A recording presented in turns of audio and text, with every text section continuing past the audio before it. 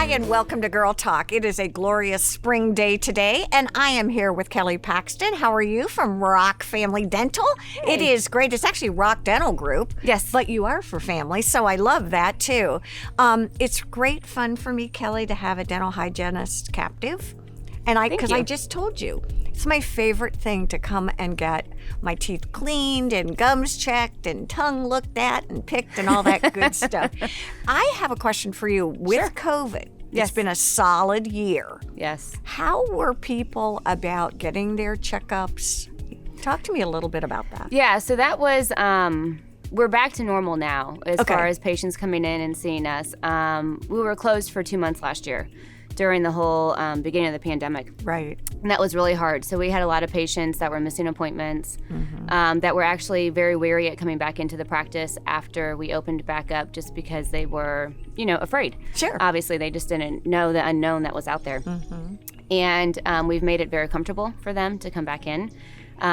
We have all the air purification systems. Yes, I remember talking about that. You've got all the and you've had that. We have, Yes. but we have the newer surgical air purification system. We wear a lot of more We wear protective a lot of gear. wear. Yeah, we kind of look like we're astronauts, going to work on our patients. But that's made the patients a lot more comfortable at coming in. So I have seen, though, as far as a decrease in home care, patients have just been more apprehensive.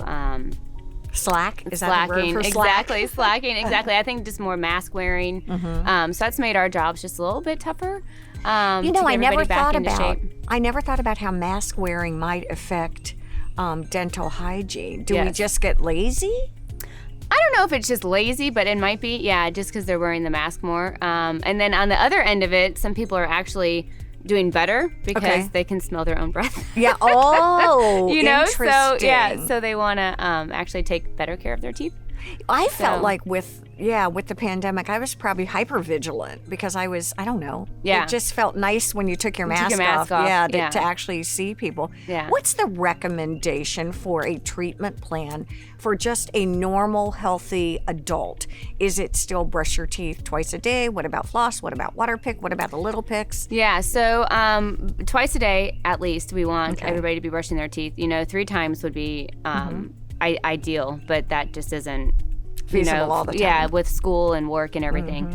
I love the water pick. That's my number one recommendation for my patients to floss. Do you make them go in the shower and do that? I do. Oh.